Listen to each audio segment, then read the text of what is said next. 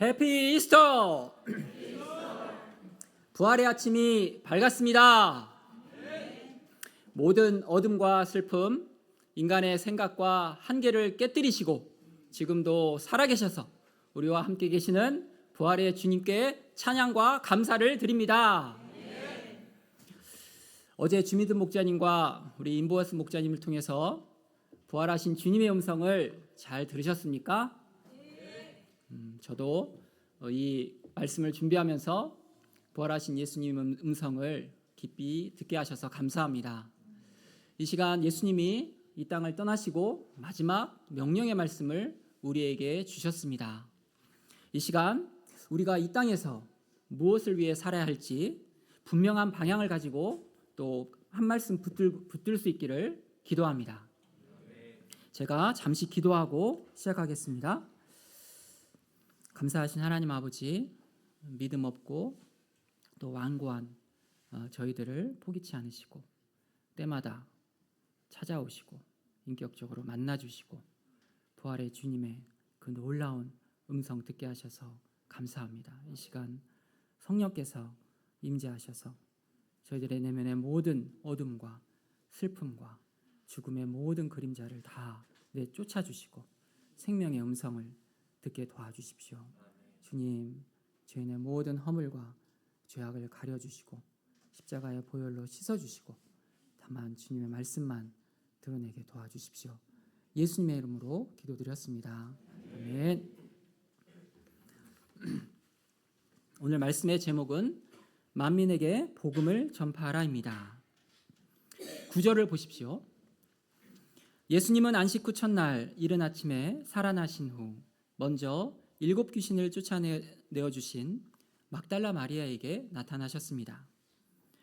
막달라 마리아는 부활하신 예수님을 만난 후 슬퍼하며 울고 있던 제자들에게 달려가 이 사실을 알렸습니다. 그런데 제자들은 그 말을 듣고도 믿지 않았습니다. 그 후에 예수님은 시골로 내려가던 두 제자에게 다른 모양으로 나타나셨습니다.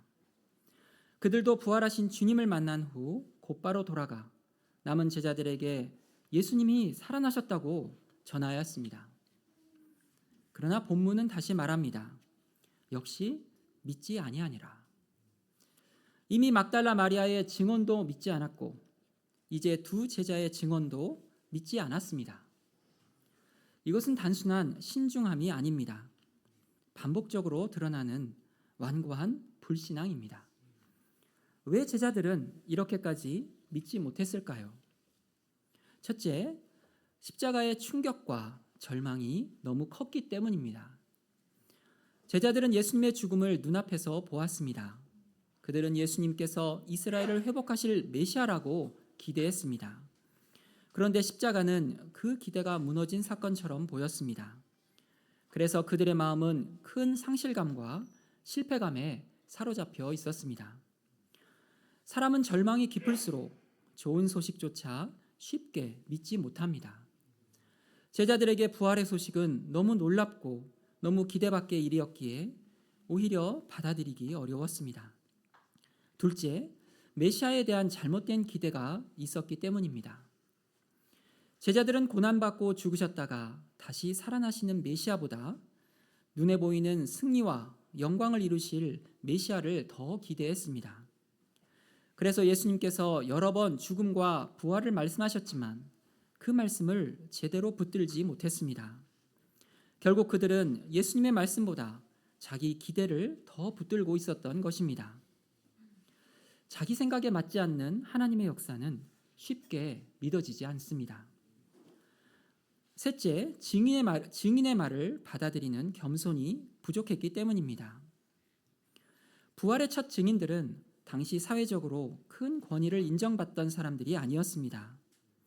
막달라 마리아도 그러했고 시골로 가던 두 제자도 중심 지도자들이 아니었습니다.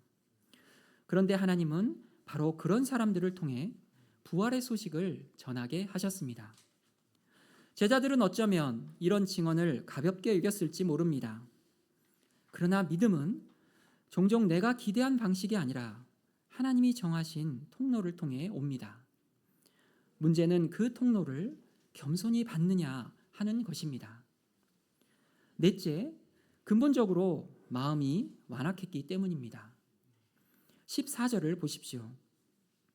그 후에 11 제자가 음식 먹을 때 예수께서 그들에게 나타나사 그들의 믿음 없는 것과 마음이 완악한 것을 꾸짖으시니 이는 자기가 살아난 것을 본 자들의 말을 믿지 아니함일러라. 예수님은 제자들의 문제를 분명히 드러내십니다. 그것은 단지 정보가 부족해서가 아니었습니다.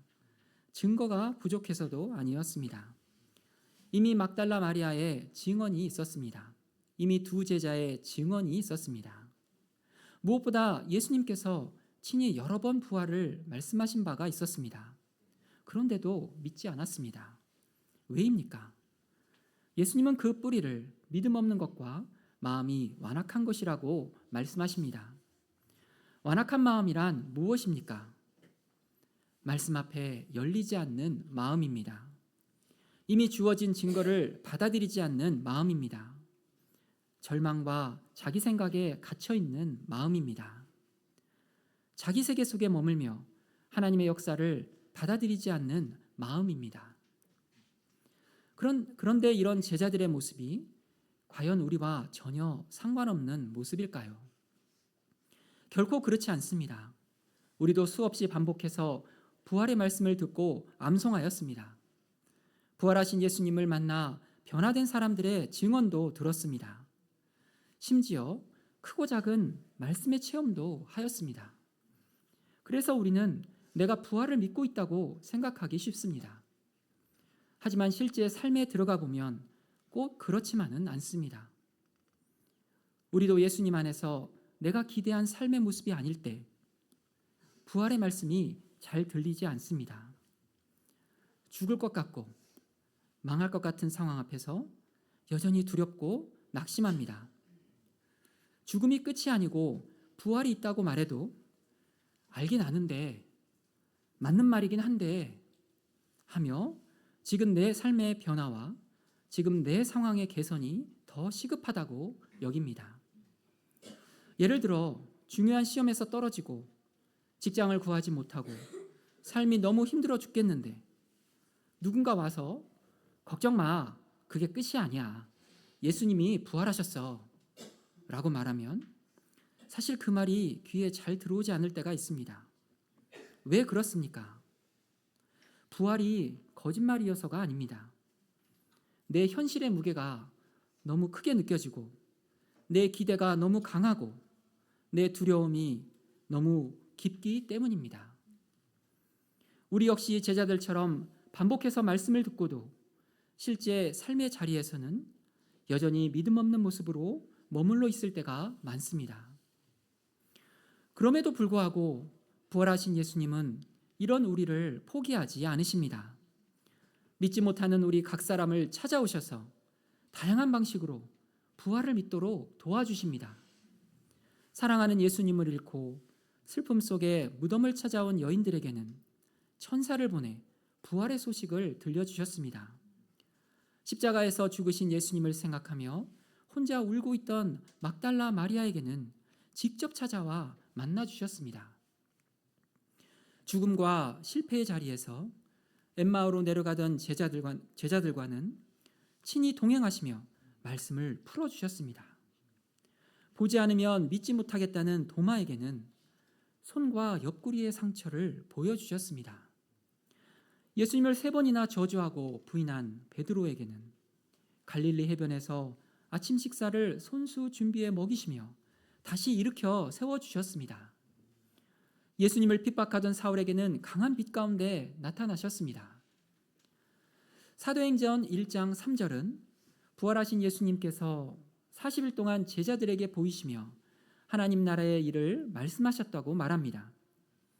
예수님은 분명 그 시간 동안 당신의 죽음과 부활의 의미를 다시 가르쳐 주셨을 것입니다.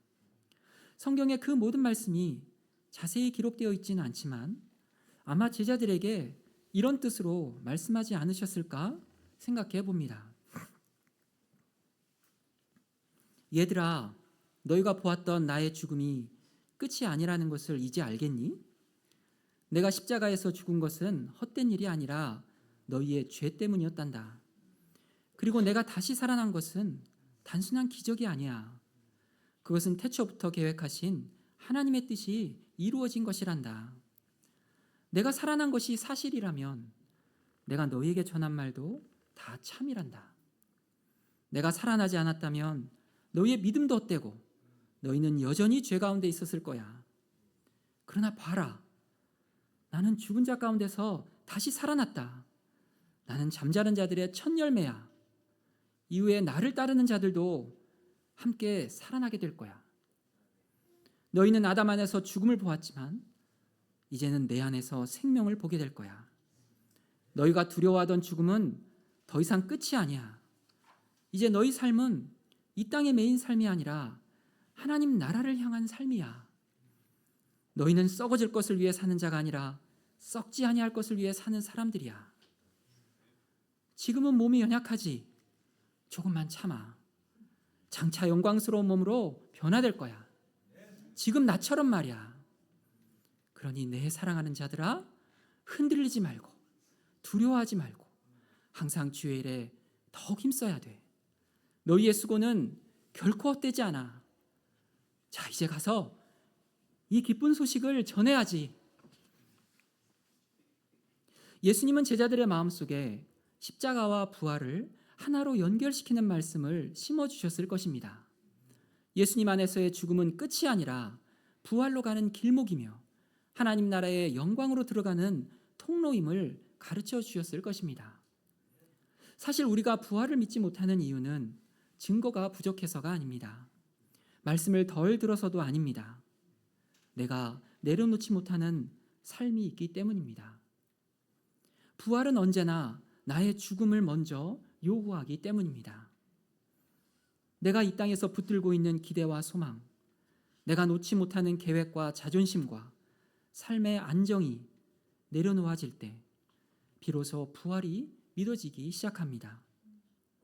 그래서 부활신앙은 단지 예수님이 살아나셨다는 교리를 인정하는 것이 아닙니다. 내 삶의 주도권을 내려놓고 내 기대가 죽고 내 고집이 죽고 내 옛사람이 죽는 자리에서 시작됩니다. 내가 붙들고 있던 이 땅의 소망이 무너질 때 그때 비로소 하늘의 소망이 열립니다.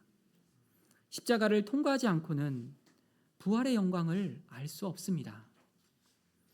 그러나 감사한 것은 예수님께서 그런 우리를 향해 먼저 찾아오신다는 사실입니다.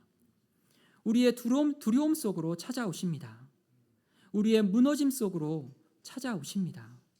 우리의 완악한 마음 속으로 직접 들어오십니다. 그리고 말씀하십니다.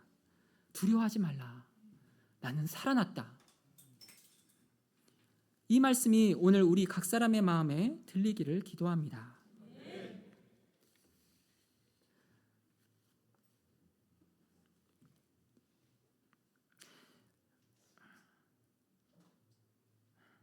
지금 내 상황은 여전히 답답할 수 있습니다.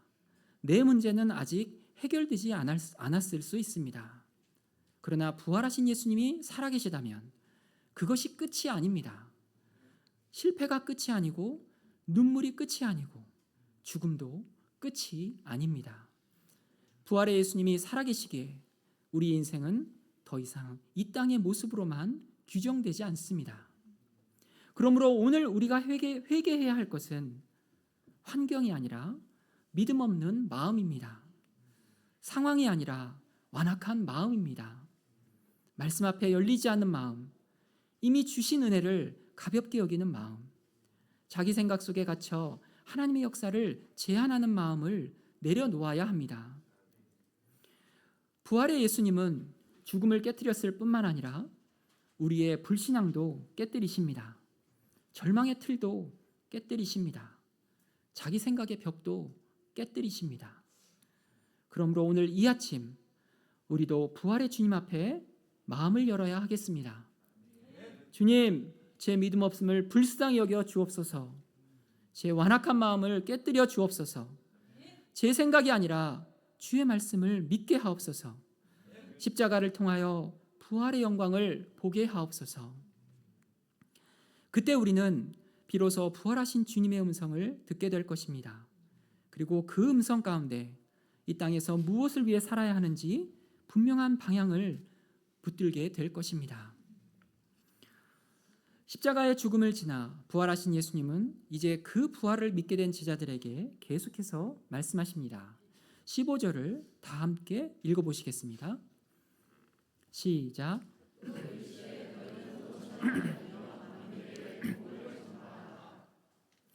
부활하신 예수님께서는 제자들의 완악한 마음을 책망하신 후 곧바로 그들에게 새로운 사명을 맡기셨습니다.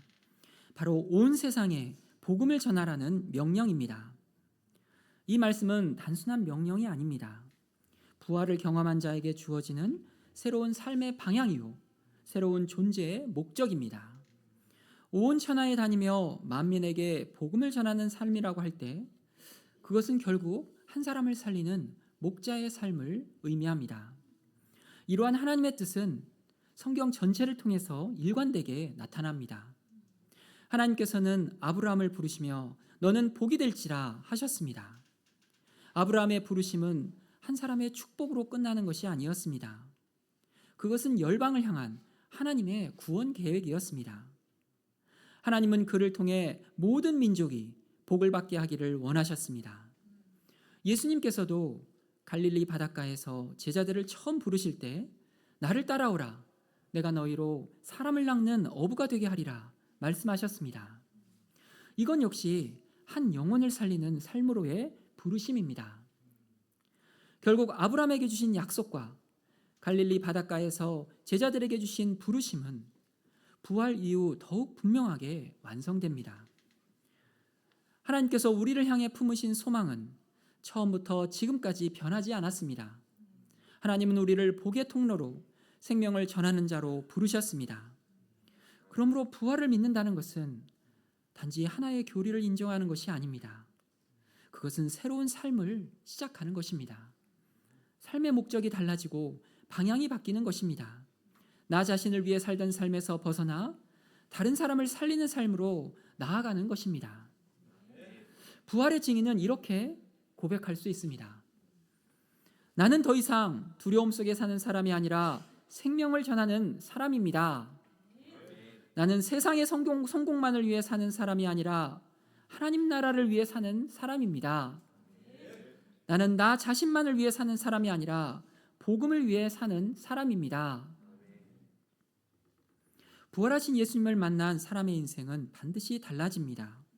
아브라함이 복의 근원이 되었듯이, 제자들이 사람을 낚는 어부가 되었듯이 우리 또한 복음을 전하는 부활의 증인으로 살아가도록 부름받았습니다. 이어서 16절은 그 사명의 목적을 분명히 보여줍니다. 다 함께 읽어보겠습니다. 시작.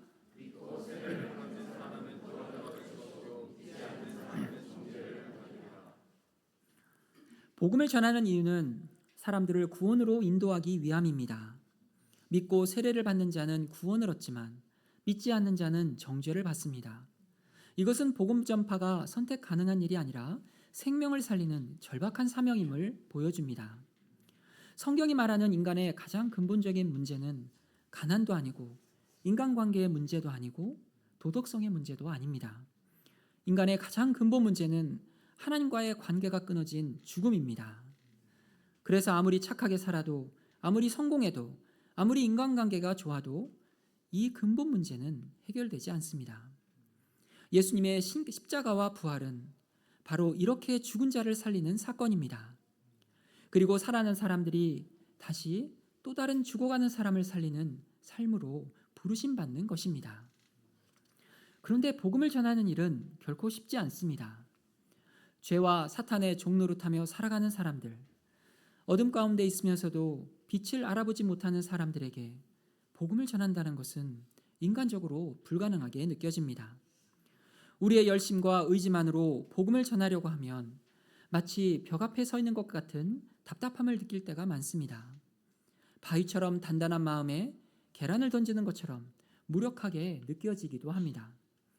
그래서 하나님께서는 복음을 전하는 일이 본래 우리의 힘으로 할 수 없는 일임을 아십니다. 그래서 믿는 자들을 홀로 두지 않으시고 친히 도우십니다. 17절과 18절 말씀도 함께 읽어보시겠습니다. 시작.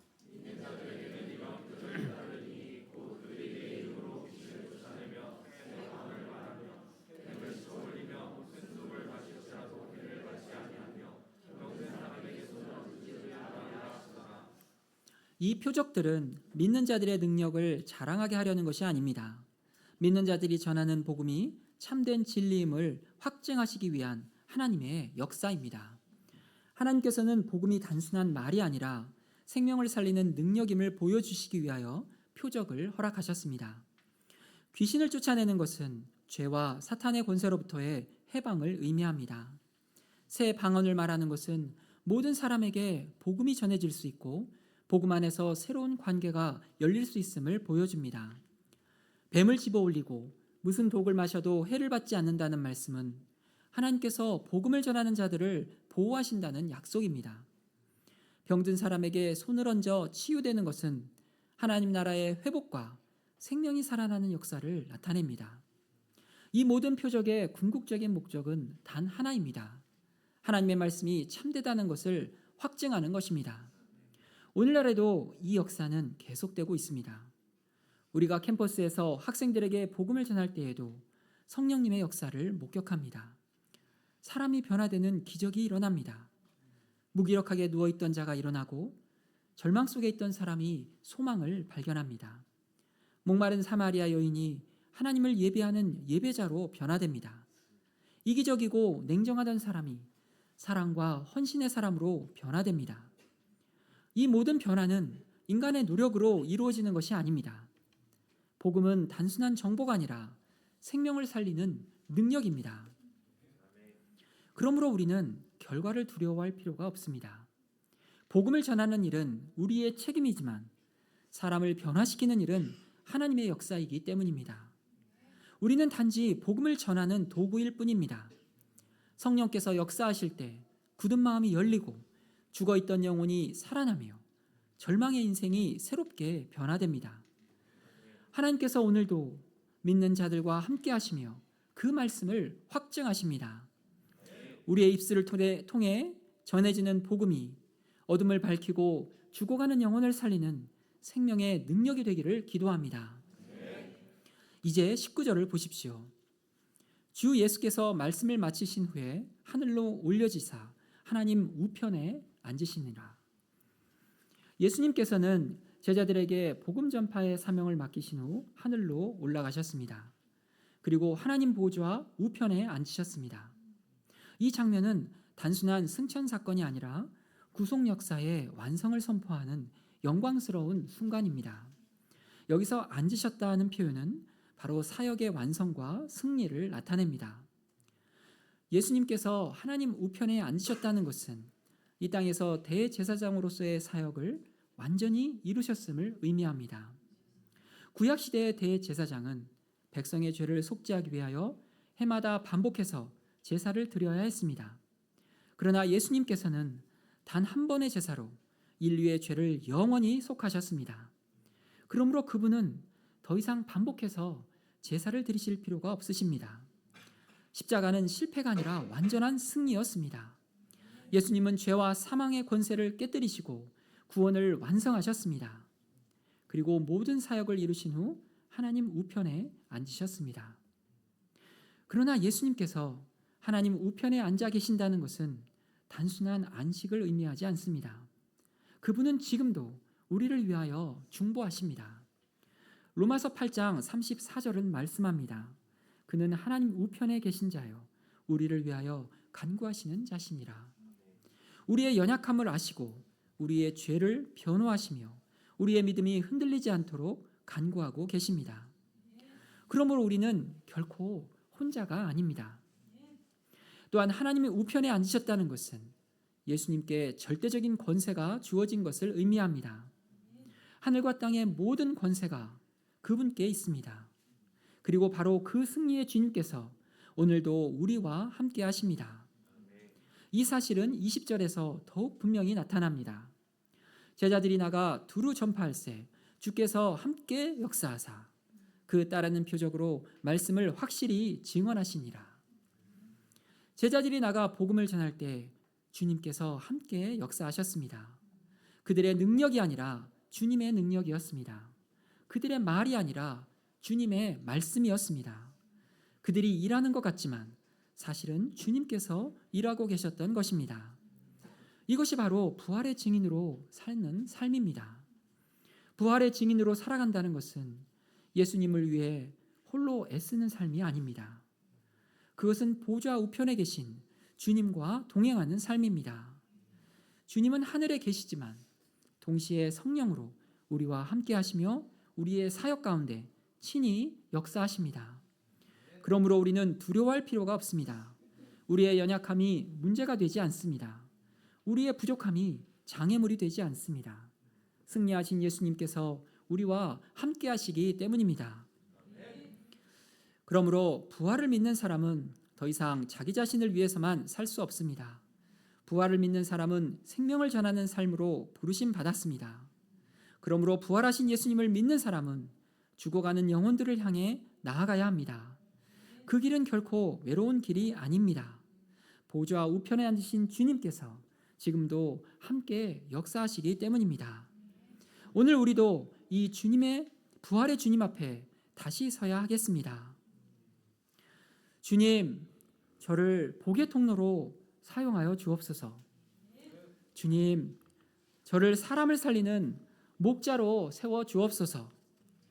저의 입술을 통하여 생명의 복음이 전해지게 하옵소서. 저의 연약함보다 크신 주님의 능력을 의지하게 하옵소서. 승리하신 주님과 동행하며 부활의 증인으로 살게 하옵소서.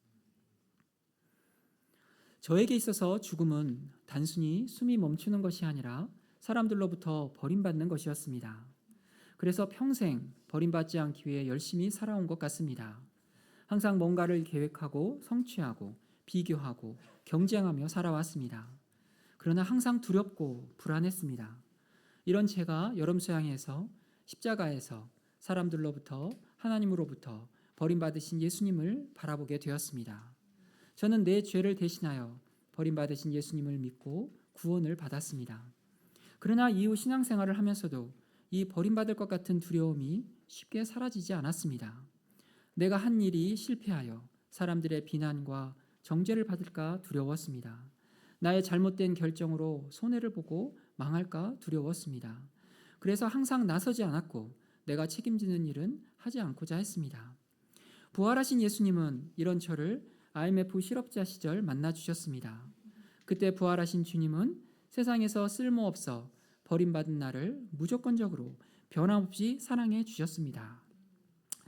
이후 직장 생활이 시작되었고 저는 한 직장에서 27년 동안 근무를 하였습니다.